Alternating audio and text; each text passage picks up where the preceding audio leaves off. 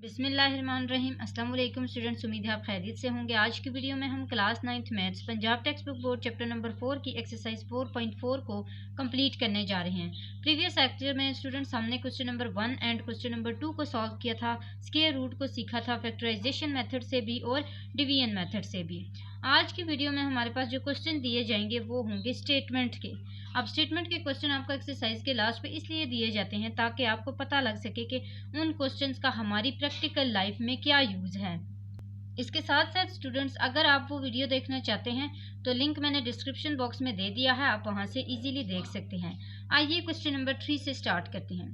Question number 3 में statement दी गई है कि एन इन्वेस्टर्स रिटर्न। इन्वेस्टर कौन होता है? वो जो किसी भी बिजनेस में पैसे लगाता है। रिटर्न यानी कि उसको क्या उससे हासिल हुआ है, जो उसने इन्वेस्ट किया है उसके बदले में उसको क्या मिला है। आर एक्स से मुराद है कि वही रिटर्न की बात की जाएगी।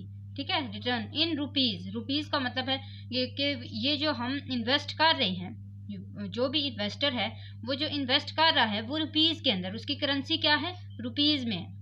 आफ्टर इन्वेस्टिंग, इन्वेस्टिंग के बाद एक्स थाउजेंड रुपीज, उसको कितने रुपीज रिटर्न जो हुए हैं वो 1000 में हुए हैं, यानी कि उसको लाख में या इसी तरह आगे 100 में कोई करेंसी जो है वो रुपीज में नहीं की गई। यहाँ पे एक्स जो है उसका मतलब ये है कि जो भी आपका आंसर आएगा वो 1000 के अंदर आएगा। ठीक है, is given by quadratic expression. आपको ये जो एक्सप्रेशन दी गई है, ये जो इक्वेशन दी गई है, ये एक्चुअली क्या है? क्वाड्रेटिक। अब क्वाड्रेटिक में रूल होता है कि जो एक्स स्क्वायर है उसके साथ हमेशा क्या हो? पॉजिटिव साइन हो, माइनस का ना हो। तो सबसे पहले तो हमें इस क्वाड्रेटिक एक्सप्रेशन को ठीक करने की जरूरत है क्योंकि इसमें स्टार्ट में माइनस है। इसके साथ साथ क्वाड्रेटिक एक्सप्रेशन में और क्या होता है कि स्टार्ट वाला एक्स स्क्वायर होता है, फिर एक्स होता है, फिर कांस्टेंट होता है। और क्वाड्रेटिक एक्सप्रेशन भी होते हैं, किस तरह एक्स स्क्वायर और जस्ट कांस्टेंट भी दे दिया जाता है। तो इस तरह ये क्वाड्रेटिक इक्वेशन होती है। फैक्टराइजेशन हमने पिछले पूरे चैप्टर में हमने फैक्टराइजेशन ही सीखी है। फैक्टराइज द एक्सप्रेशन, इस एक्सप्रेशन को फैक्टराइज करें एंड फाइंड द इन्वेस्टमेंट, और बताएं कि इन्वेस्टमेंट का जो लेवल है, level that result in zero returns, कि आपने जो आंसर फाइंड किए हैं उसको लास्ट पे आपने किसके इक्वल करना है? जीरो के इक्वल करना है, क्योंकि हमें फिलहाल नहीं पता कि हमें कितना रिटर्न मिला है। हमने इन्वेस्टमेंट को फाइंड करना है और फिर लास्ट पे हम कहेंगे कि हमें जीरो रिटर्न मिला है, कुछ भी नहीं मिला। तो इसको जीरो के इक्वल किया जाएगा, देन इसका आंसर निकाला जाएगा। और आंसर किस में होना चाहिए? जो भी आंसर आएगा हम कहेंगे कि वो 1000 रुपीज में है। ठीक है, तो आइए इसको स्टार्ट करते हैं। सबसे पहले इस क्वाड्रेटिक एक्सप्रेशन को लिख लेते हैं। जैसा कि स्टूडेंट्स आप देख सकते हैं, मैंने यहाँ पे आर एक्स को इक्वल किया है वही क्वाड्रेटिक एक्सप्रेशन के जो हमें गिवन थी। अब मैंने क्या बताया आपको कि क्वाड्रेटिक इक्वेशन में माइनस जो है वो एक एक्स स्क्वायर के साथ नहीं लगाया जा सकता, यानी कि जो स्टार्ट वाली रकम है उसके साथ नहीं लगाया जा सकता नेगेटिव का साइन। तो आपने क्या करना है? इसको पॉजिटिव बनाने के लिए माइनस को कॉमन ले लेना है। तो सबसे पहले तो हम माइनस को कॉमन लेते हैं, ये आ जाएगा एक्स स्क्वायर, इसके साथ माइनस है ना। जब भी माइनस कॉमन लिया जाता है तो अंदर के सारे डिजिट्स के साइन चेंज हो जाते हैं। तो ये प्लस है, ये क्या हो जाएगा? माइनस। ये माइनस है, ये क्या हो जाएगा? प्लस। तो ये हमारे पास अब इक्वेशन बच चुकी हुई है। इस इक्वेशन की शेप देखें, ये किसके ऊपर कैटेगराइज कर रही है? हमने फैक्टराइजेशन में 3 मेथड सीखे थे। फर्स्ट कॉमन लेना, second one mid term break करना और थर्ड वन फार्मूला यूज करना। अब यहाँ पे देखें कि फर्स्ट कॉमन, क्या यहाँ पे कोई चीज कॉमन है? नहीं। क्या इस एक्सप्रेशन को इस तरह से देखा जा सकता है कि हम इसकी मिड टर्म ब्रेक कर सकें? यस, क्योंकि मिड टर्म ब्रेक के अंदर एक स्क्वायर की फॉर्म में होता है, सेकंड वन सिंगल वेरिएबल में होता है और थर्ड वन कांस्टेंट में होता है। तो ये भी कुछ इसी तरह का एक्सप्रेशन है और इसमें हम मिड टर्म ब्रेक करेंगे। मिड टर्म ब्रेक करना मैंने आपको सिखाया हुआ है, सारे मैंने आपको कैलकुलेटर के थ्रू सबसे इजी मेथड सिखाया है मिड टर्म ब्रेक करने का। वो लिंक मैं डिस्क्रिप्शन बॉक्स में दे दूंगी, वो भी वहां से देख लेना है। छोटी सी वीडियो आप इजीली देख सकते हैं। अब यहाँ पे मैंने जब कैलकुलेटर पे ए के अंदर ए को पुट 1 को पुट किया, बी के अंदर -6 को पुट किया और सी के अंदर 8 को पुट किया, तो कैलकुलेटर ने मुझे आंसर दिया +4 और +2 का। मैंने आपको बताया है, आप वो वीडियो देखेंगे तो आपको इजीली समझ आ जाएगा। आप पहले वो देखें, देन आप इसकी तरफ आए। तो कैलकुलेटर ने मुझे आंसर दिया +4 और +2 का। तो मैंने आपको बताया था कि अगर आपको कैलकुलेटर प्लस का साइन देगा तो इसका मतलब है आपने माइनस का साइन यूज करना है, यानी कि जो वो साइन दे रहा है उससे ऑपोजिट साइन आपने मिड टर्म ब्रेक के अंदर यूज करना है। तो इसका मतलब है कि मैं क्या यूज करूंगी, -4 और -2। तो ये मेरे पास माइनस एज इट इज आएगा, x² -4x -2x +8। तो ये मेरे पास आ गया। अब मैंने क्या करना है, सेम वैसे ही मिड टर्म ब्रेक कर ली, इन दोनों को कॉमन दे देना है। तो ये इसमें से देखें क्या कॉमन आएगा, x। अच्छा, इस ब्रैकेट को हम बड़ी ब्रैकेट कंसीडर कर लेते हैं क्योंकि मिड में अगेन अब स्मॉल ब्रैकेट्स आने वाली हैं, तो बिग ब्रैकेट को यहाँ पे स्टार्ट में डाल दें।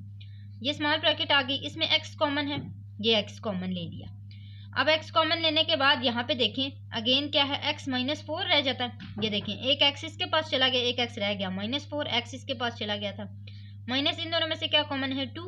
ये आ गया x माइनस बाहर है, इसका मतलब है अंदर वाला साइन चेंज हो जाएगा, तो ये आ जाएगा -2। 4 टाइम 8 होता है, ये आ गया 4।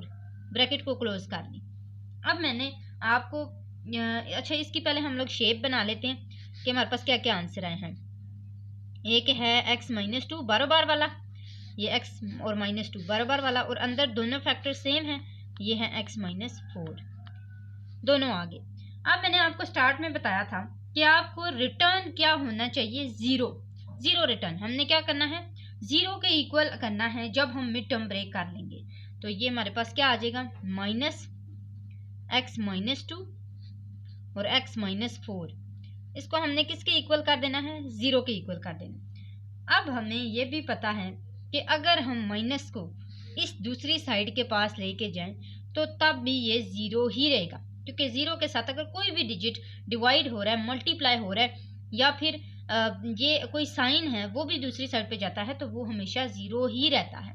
सिर्फ प्लस और -4 में 0 नहीं रहता, क्योंकि वो जो नंबर होता है वो एज इट इज आ जाता है, ऐसे ही है। बाकी मल्टीप्लाई, डिवीजन और कोई भी साइन हो वो दूसरी साइड पे जाए वो 0 ही रहता है। तो इसका मतलब है कि हमारे पास क्या आ जाएगा, एक x -2 रह जाएगा और एक x -4 रह जाएगा। अब ये ब्रैकेट्स मैंने खत्म कर दिए क्योंकि मैंने ये इसलिए लगाई थी क्योंकि मेरे पास बाहर क्या था, माइनस था। अब यहाँ पे देखें कि ये दोनों किसके इक्वल हैं, 0 के इक्वल है, 0 के इक्वल है ना। अब आपने क्या करना है, सेपरेटली x -2 को भी सेपरेट 0 के इक्वल कर देना है और x -4 को भी सेपरेटली 0 के इक्वल कर देना है। तो इसके सेपरेटली हम आंसर निकालते हैं। मैं यहाँ पे कर रही हूँ, x -2 = 0 और x -4 = 0। तो x का आंसर क्या आ जाएगा, 2, और x का आंसर क्या आ जाएगा, -4 उधर जाके +4 हो जाएगा, -2 इधर जाके +2 हो जाएगा। इसका मतलब है कि हमारे पास 2000, ये दो आंसर आए ना। उन्होंने क्या बोला था कि r of x in rupees after investing x 1000 rupees, जो आंसर x का आएगा उसको आपने 1000 रुपीज में लेके आना है। तो इसका मतलब है कि ये हो जाएगा 2000 और ये हो जाएगा 4000। तो यहाँ पे हम लिख सकते हैं कि कितने रुपीज हैं, 2000 एंड 4000 रुपीज। यहाँ पे एंड लाड़ लें और साथ में ये RS लिख दें, रुपीज, ठीक है। तो ये हमारे पास इसका आंसर आ चुका हुआ है। मैं आंसर को हाईलाइट भी कर देती हूँ ताकि आपको अच्छे से समझ आ जाए। एक 2000 और एक 4000। आप चाहें तो इसका स्क्रीनशॉट भी ले सकते हैं, मैंने इसको अच्छे से यहाँ पे ठीक कर दिया, आप इसकी स्क्रीनशॉट ले लें। नेक्स्ट हमारे पास आता है क्वेश्चन नंबर 4। अच्छा, इसको पहले समझ लेते हैं कि a companies profit P of x, वहाँ पे R of x था, यहाँ पे P of x है, कि एक कंपनी का प्रॉफिट है in rupees from selling x units. अब यूनिट्स की बात हो रही है, फ्रॉम सेलिंग से यानी कि बेचने से, x units of a product is modelled by the cubic expressions. इसका मतलब यह है कि एक प्रोडक्ट है, ठीक है, कोई भी प्रोडक्ट, कोई ब्यूटी प्रोडक्ट है, उस कंपनी के प्रॉफिट की बात हो रही है कि वहां पे कंपनी को कितना प्रॉफिट हासिल हुआ है कोई भी चीज बेचने से, कोई भी प्रोडक्ट बेचने से। अब वो जो चीजें उसको बेचने से प्रॉफिट हुआ है उसको उसने एक मॉडल में कैटेगराइज कर दिया है, एक मॉडल बना लिया उसका बाय द क्यूबिक एक्सप्रेशन। और वो जो प्रोडक्ट है उसके जो प्रॉफिट मिला है उसको क्यूब के एक्सप्रेशन से उसने यहाँ पे हमें दिखाया है। जैसे P of x is equal to x³ -15x³ +75x और -125। Find the break even points, यहाँ तक के पॉइंट्स को भी ब्रेक करें, where the profit is zero, और प्रॉफिट क्या होगा, जीरो। अभी हमें नहीं पता कि प्रॉफिट कितना है। सेम वैसे ही जैसे हमें उन्होंने यहाँ पे बोला था ना कि जीरो रिटर्न है, यानी कि लास्ट पे इसको इक्वल करें जीरो के, सेम वैसे ही यहाँ पे भी प्रॉफिट जीरो के इक्वल ही रहेगा। तो सबसे पहले तो हम इस एक्सप्रेशन को यहाँ पे लिख लेते हैं, जो कि क्यूबिक एक्सप्रेशन है। वहां पे क्वाड्रेटिक एक्सप्रेशन थी जिसमें स्क्वायर की बात हो रही थी, सही है। यहाँ पे क्यूबिक है, इसका मतलब है कि क्यूब की बात होगी। तो यहाँ पे लिख लेते हैं p of x is equal to x cube minus 15x square plus 75x minus 125।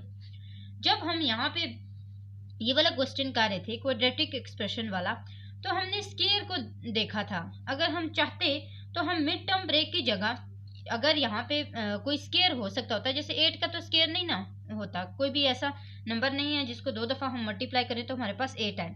अगर ऐसा यहाँ पे होता तो फिर हम इसको फार्मूले में भी लेके जा सकते थे ना, स्क्वायर वाले फार्मूले से। लेकिन यहाँ पे ऐसा नहीं था, हमने मिड टर्म ब्रेक को चूज किया।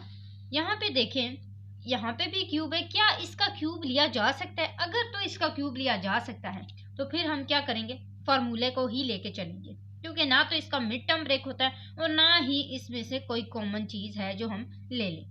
तो इसका मतलब क्या हुआ, हमने क्यूब को लेके चलना है। 125 किसका क्यूब है, 5 का क्यूब है। अगर 5 को 3 टाइम्स मल्टीप्लाई किया जाए तो फिर 125 आता है। तो इसका मतलब है कि यहाँ पे एक्स क्यूब यानी कि होल क्यूब ये ए है और इसका क्यूब लिया जा रहा है, और यहाँ पे 5 यानी कि बी और इसको क्यूब लिया जा रहा है। अब हमें ए क्यूब और ए माइनस बी का जो होल क्यूब होता है ना, ए माइनस बी का होल क्यूब, वो उसका फार्मूला आना चाहिए। हमने पहले सारे फार्मूले क्लियर किए हुए हैं, पढ़े हुए हैं, आपको अब तक तो आपको याद भी हो चुके होंगे। तो ए माइनस बी का होल क्यूब का हमने फार्मूला यूज करना है। ऐसा क्यों है, क्योंकि अगर आप यहाँ पे गौर करें तो यहाँ पे माइनस 15x स्क्वायर, हमने ये वाला फार्मूला पढ़ा हुआ है, हम पहले इसको खोल लेते हैं, फिर मैं आपको बताती हूँ ये किस तरह इसमें आ सकता है। तो a cube minus 3 a square b plus 3ab square minus b cube, ये हमारे पास इसका फार्मूला है। अब यहाँ पे आप गौर करें, ये देखें माइनस आगे ये एक एक्सप्रेशन हमारे पास दिया हुआ है और वो ये देखें इसके ऊपर पूरा उतर रहा है या नहीं। अगर हम ए और बी की यहाँ पे पुटिंग करें तो देखें हमारे पास ये आंसर आता है या नहीं। इसी तरह 3ab स्क्वायर, आप अगेन यहाँ पे देखें क्या ये इसको पूरा कर रहा है, साइन तो सेम है, माइनस 125 ये तो पूरा है, ठीक है। अब यहाँ पे इसकी पुटिंग करें, माइनस 3 ए हमारे पास क्या है एक्स का क्या ले लेना है स्क्वायर, बी क्या है बी देखें यहाँ पे 5 है, इसी तरह प्लस 3ab स्क्वायर, 3a हमारे पास क्या है एक्स, b क्या है 5, उसका हमने क्या ले लेना है स्क्वायर, आगे क्या डाल देना है माइनस। अब देखें इसके ऊपर पूरा उतरता है या नहीं, 5 3 time 15 x square as it is, इसका मतलब है फॉर्मूला यहाँ से ठीक जा रहा है। यहाँ पे देखें 5 5 टाइम 25 3 टाइम 75 और एक एक्स है ये एज इट इज लिखा, इसका मतलब है कि हम फॉर्मूले को ठीक लेके जा रहे हैं। और वो फार्मूला है किसका, अब इस फार्मूले को ज्वाइन करके लिख लें, यानी कि इस फार्मूले को क्लोज कर लें, ये अभी ओपन हुआ है। तो ये हमारे पास क्या आ जाएगा ए माइनस बी ए हमारे पास क्या है एक्स माइनस बी क्या है 5, इसका हमने क्या ले लेना है होल क्यूब, ठीक है। अब जैसा कि हमें लास्ट में बोला गया था कि द प्रॉफिट इज जीरो, क्या है जीरो है, इसको इक्वल करें किसके, जीरो के इक्वल करें। तो ये मैंने इसको जीरो के इक्वल कर दिया।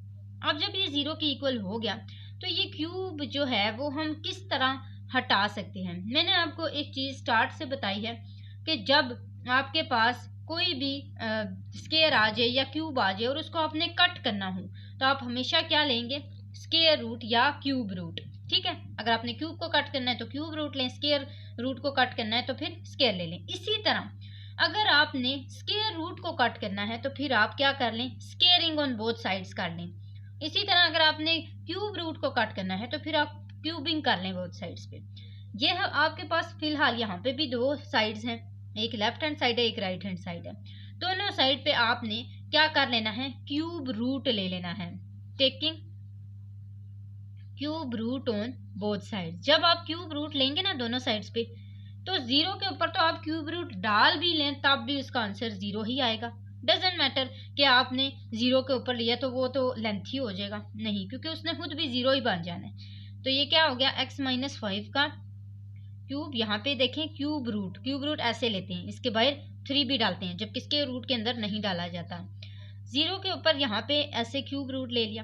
अब क्यूब रूट क्यूब से जब कैंसिल हुआ, इसका तो आंसर 0 ही आएगा, इसको कुछ भी करने की जरूरत नहीं है। तो ये क्या बचा, यहाँ पे x-5 बचा, यहाँ पे क्या बचा 0। तो x-5 इज इक्वल टू 0, और ये हमें क्या रिटर्न देगा, x is equal to 5। x का आंसर क्या आया है 5। इसका मतलब है कि वो यूनिट्स कितने हैं, x यूनिट्स जिसमें बोला गया था वो यूनिट है 5 यूनिट्स। तो हम यहाँ पे लिख सकते हैं 5 यूनिट्स, आंसर इस तरह लिख सकते हैं। ठीक है, ये हमारे पास इसका आंसर आ चुका है। उम्मीद है स्टूडेंट्स आपको अच्छे से समझ आ गया होगा, लेकिन फिर भी अगर आपको कोई भी कंफ्यूजन होती है तो आप कमेंट बॉक्स में पूछ लिया करें। जैसा कि अक्सर स्टूडेंट्स पूछ रहे हैं कि हमारा आंसर मैच नहीं हो रहा बुक वाले आंसर से, तो वो जैसा कि मैंने आपको पहले भी बताया कि बुक्स न्यू आई हैं तो मिस्टेक होंगी, क्वेश्चंस में भी मिस्टेक हैं, इवन आंसर में भी हैं। तो इसके लिए आपने परेशान नहीं होना, मैं कोशिश करती हूँ कि आपको क्लियर समझ आ जाए और फिर आपको कोई भी कंफ्यूजन ना रहे कि आपका आंसर मैच हो रहा है या नहीं हो रहा। आपको अगर क्वेश्चन क्लियर है, आपकी कोई मिस्टेक नहीं है, तो इसका मतलब है कि आपका आंसर वही है, आपको मैच करने की जरूरत नहीं है। तो आप देखा करें कि आपकी कोई गलती ना हो। अगर आपकी कोई मिस्टेक है तो फिर देख सकते हैं आपके मैच करें, लेकिन अगर आपको पता है आपका आंसर मेरे साथ भी मैच कर रहा है और आपने खुद किया है तब भी आपका वही आंसर आ रहा है, तो इसका मतलब है कि आपके क्वेश्चन में कोई इश्यू नहीं है। तो आप आंसर्स की तरफ ना जाया करें, अक्सर आपको क्वेश्चन भी गलत दे दिए जाएंगे। और हमने देखा भी है पीछे जितने भी हमने 3 चैप्टर्स किए हैं उनमें काफ़ी क्वेश्चन में भी मिस्टेक्स थी, तो आंसर में तो ऑब्वियसली होंगी। तो ये आपने थोड़ा सा ध्यान रखना है। इसके साथ साथ स्टूडेंट्स आपको बताती चलूँ, अगर आप मेरे चैनल पर न्यू हैं तो सब्सक्राइब करें, वीडियो अच्छी लगे तो लाइक ज़रूर किया करें, और हमारा फिलहाल टारगेट है 1K सब्सक्राइबर्स का, वो आपने लाजमी पूरा करना है। आइए क्वेश्चन नंबर 5 करते हैं। क्वेश्चन नंबर 5 में क्या है स्टूडेंट्स की, द पोटेंशियल एनर्जी। देखिए यहाँ पे अब फिजिक्स भी आ चुकी हुई है, मैंने आपको बताया कि आपने ये जो स्टेटमेंट वाले क्वेश्चन करने हैं ये आपके प्रैक्टिकल लाइफ से भी ज्वाइन होंगे। The potential energy V of X in an electric field, जब भी एक जो करंट है वो पास करती है ना, तो जब वो पास कर रही होती है तो वहां पे वो एक फील्ड बनाती है, तो वो करंट फील्ड बना रही है ना, तो इसलिए उसको इलेक्ट्रिक फील्ड कहा जाता है। ये आपने फिजिक्स में भी पढ़ा होगा या पढ़ रहे होंगे। तो वेरियस एज आ क्यूबिक फंक्शन, कि वो जो फंक्शन दिया जा रहा है आपको वो क्या है, वो क्यूबिक फंक्शन है ऑफ डिस्टेंस। अब डिस्टेंस आपने फाइंड करना है। अब करंट पास हो रही है ना, उसका हमें ये नहीं पता वो कितने डिस्टेंस से पास हो रही है, ठीक है, उस कितना फासला है उसमें, कि वो कितने फासले पे एक जैसे अब आप स्विच लगाते हैं किसी भी कोई भी आप बोर्ड लेते हैं उसका स्विच लगाते हैं, या आप कोई अपना चार्जर ले लें, ठीक है, अपने चार्जर का आप स्विच लगाते हैं और आप स्विच जब लगा लेते हैं तो प्लग अपने फ़ोन में डालते हैं, ठीक है।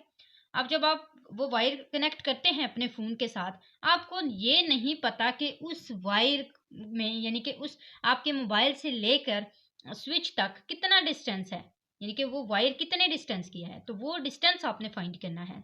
गिवन बाय, अब आपको ये गिवन दी गई है, ये एक्सप्रेशन दिया गया है आपको, determine where the potential energy is 0। अब आपको ये भी बता दिया गया है कि वहां पे जो पोटेंशियल एनर्जी है, पोटेंशियल एनर्जी की बात हो रही है ना, पोटेंशियल एनर्जी क्या है, 0 है।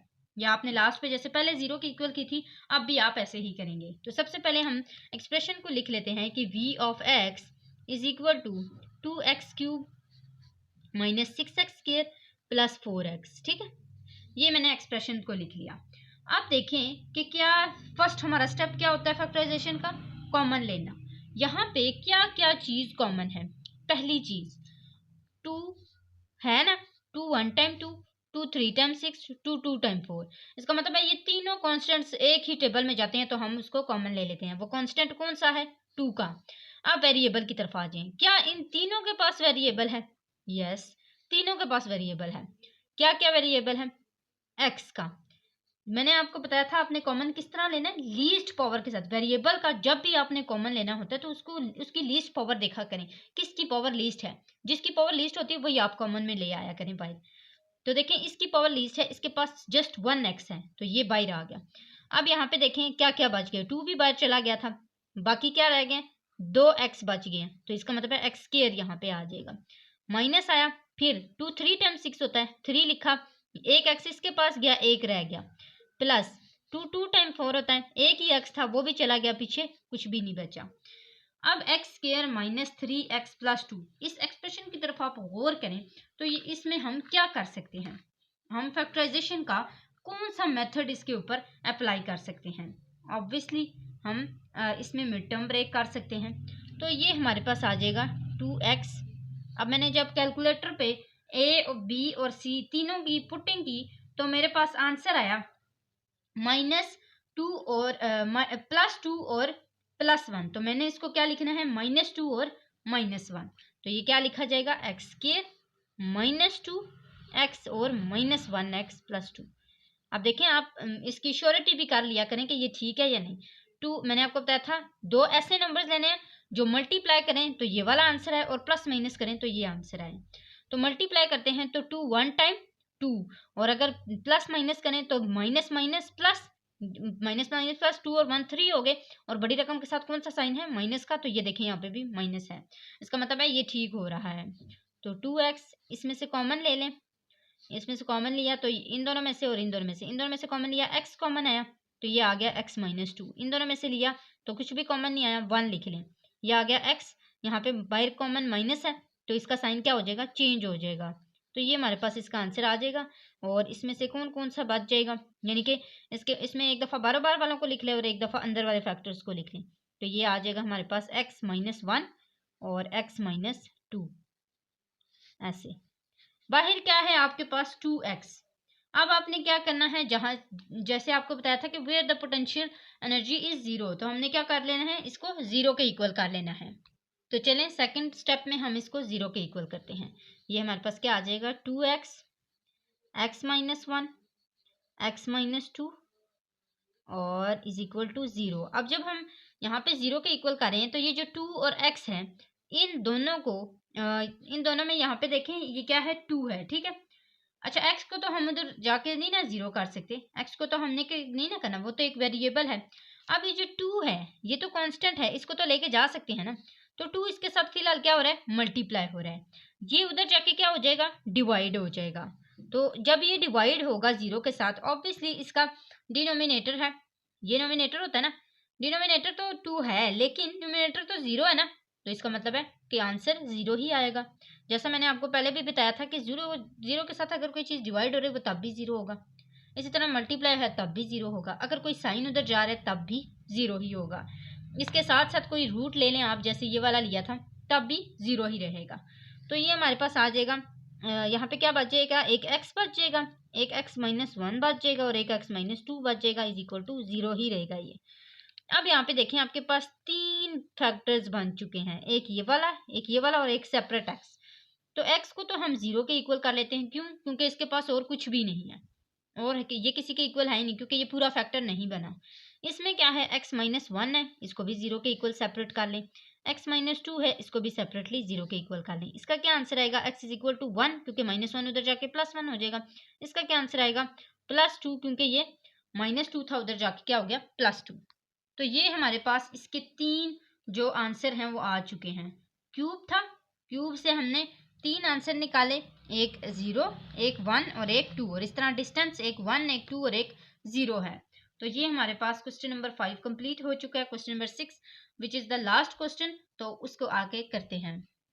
क्वेश्चन नंबर 6 में क्या है स्टूडेंट्स के, इन स्ट्रक्चरल इंजीनियरिंग, देखें यहाँ पे इंजीनियरिंग भी आ गई है, कोई घर बन रहा है तो उसका आपने कैसे फाइंड करना है। जैसे यहाँ पे आगे दिया है कि the deflection y of x is given by, the deflection of a beam है, ठीक है। यहाँ पे मैंने लिख भी दिया है कि ऑफ अ बीम, मेरे से मिसिंग हो गई थी, of a beam is given by, एक जैसे आप देखें कि कोई भी किसी भी घर का दरवाज़ा बनता है ना, उसके ऊपर क्या बनता है, बीम बनता है। अब मैं आपको उसी बीम से समझाती हूँ।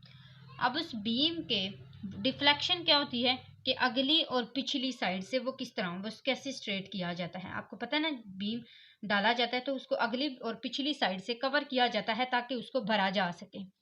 अब वो जो बीम है उसकी डिफ्लेक्शन किसके इक्वल है, एक इक्वेशन के इक्वल है 2x² - 8x + 6। अब कहा जा रहा है कि ये जो इक्वेशन है, the equation gives the vertical deflection. क्या है वो वर्टिकल, जो बीम है वो वर्टिकल पोजीशन में है। जैसे मैं आपको दिखा भी देती हूँ, इस तरह की पोजीशन में, ऐसे नहीं है हॉरिजेंटल। मैंने आपको डोर के ऊपर वाला बताया ना, ये तो हॉरिजेंटल है। अब कुछ बीम जो होते हैं वो साइड्स पे भी डाले जाते हैं, तो वो वर्टिकल होते हैं, इस तरह होते हैं। Deflection at any point x along the beam. अब हमें ये नहीं पता कि वो जो बीम है उसकी जो डिफ्लेक्शन है वो कितनी है, अगली और पिछली चारों साइड पे क्या डिफ्लेक्शन है उसकी, वो एक्स है। वही हमने फाइंड करनी है। Find the points of zero deflection. फिलहाल हमें जो पॉइंट है, यानी कि जो डिफ्लेक्शन के पॉइंट्स हैं, पॉइंट्स में ही किया जाएगा ना, तो वो जो डिफ्लेक्शन के पॉइंट हैं वो हमें नहीं पता, उसको हमने लास्ट पे क्या कर देना है, जीरो के इक्वल करना है, देन हम इसके आंसर निकालेंगे। तो सबसे पहले तो हम यहाँ पे क्या करते हैं, अपने एक्सप्रेशन को लिखते हैं, इक्वेशन को लिखते हैं कि y of x is equal to 2x² - 8x + 6। यहाँ पे देखें इंजीनियरिंग भी आई है, फिजिक्स भी आई है, कंपनी भी आई है। अगेन एक और क्वेश्चन था, उसमें भी कंपनी का जिक्र किया। देखें ये सारे के सारे क्वेश्चंस आपकी प्रैक्टिकल लाइफ से रिलेटेड हैं। तो इसीलिए हम ये जो कहते हैं ना कि मैथ का प्रैक्टिकल लाइफ में कोई यूज़ नहीं है यूज़। आप स्टेटमेंट्स को पढ़ें, स्टेटमेंट को समझें, आपको पता लग जाएगा कि क्या यूज़ है, जैसा कि अभी हमने यहाँ पे पढ़ा भी है। तो ये देखें y of x is equal to 2x² - 8x + 6, ये एक्सप्रेशन मैंने लिख लिया। अब देखें यहाँ पे क्या चीज़ सबसे पहले कॉमन है। अगर तो कोई चीज़ कॉमन है तो उसको बाहर निकाल लें। क्या यहाँ पे 2 कॉमन नजर आ रहा है? यस, 2 कॉमन है, क्योंकि 2 के टेबल में 2 भी आता है, 8 भी आता है और 6 भी आता है। तो क्या बच गया, -2 4 टाइम 8 4x + 2 3 टाइम 6 3 आ गया। अब अगेन इसकी क्या करनी है, मिड टर्म ब्रेक करनी है। तो ये आ जाएगा x²। कोई से ऐसे दो नंबर जिसको आपस में मल्टीप्लाई करें तो 3 आ जाए और प्लस माइनस करें तो -4 आ जाए। तो कैलकुलेटर ने आंसर दिया +3 और +1। मैंने क्या लिखना है, -3x और -1x, ऑपोजिट साइन लिखे जाते हैं ना। तो ये आ गया +3। अब इसको मजीद सॉल्व कर लेते हैं, इन दोनों में से कॉमन ले लेते हैं, इन दोनों में से भी कॉमन ले लेते हैं। तो ये आ जाएगा x इन दोनों में से कॉमन है ना, और ये आ जाएगा x -3 माइनस इन दोनों में से क्या कॉमन है, 1, कुछ भी नहीं, यानी कि x minus plus minus minus, और ये आ गया -3। इन दोनों में जो फैक्टर्स बनते हैं वो एक बार बार वाला x -1 और एक अंदर वाले दोनों फैक्टर्स को एक लिखा, तो ये आ गया x -3। अब हमारे पास ये 2 बचा है। अब हमने करना क्या है कि इसको इक्वल करना है जीरो के, जैसा कि हमें स्टेटमेंट के लास्ट में बताया गया था कि find the points of zero deflection. तो हमने जीरो के इसको इक्वल कर दिया। अब ये 2 कांस्टेंट है, ये उधर जाके क्या हो जाएगा, डिवाइड हो जाएगा, देन आंसर क्या आएगा, जीरो ही आएगा। तो ये आ जाएगा जीरो के इक्वल। अब दो हमारे पास फैक्टर्स आ गए, एक x -1 which is equal to 0 and एक x -3 which is equal to 0। तो ये क्या आ गया, x इज इक्वल टू -1 उधर जाके +1 हो गया, x इज इक्वल टू +3 क्योंकि ये माइनस था, उधर जाके प्लस हो गया। तो ये हमारे पास दो आंसर आ गए, एक 1 और एक 3। और इस तरह हमें पता लगा कि उसका जो यहाँ पे जो पॉइंट्स हैं, ये पॉइंट्स हैं, ठीक है, जो पॉइंट्स हैं वो एक 1 और एक 3 है। तो ये हमारे पास इसके आंसर आ चुके हुए हैं। यहाँ तक उम्मीद है स्टूडेंट्स आपको अच्छे से समझ आ गया होगा। नेक्स्ट इंशाल्लाह अब तो हमारी जो 4 चैप्टर है वो भी कंप्लीट होने वाला है। तो नेक्स्ट हम आपको जैसे ही आपके आगे एक्सरसाइजेज बढ़ते जाएंगी वही आपको समझाते जाएंगे, और आपने अच्छे से इसको समझ लेना है। कोई भी आपको कंफ्यूजन हो आप कमेंट बॉक्स में पूछ लिया करें, मुझे बहुत खुशी होती है जब आप कोई क्वेश्चन करते हैं। तो आज के लिए इतना ही था। जाते जाते अपने चैनल को ज़रूर सब्सक्राइब करना है। अगली वीडियो तक के लिए अल्लाह हाफिज़।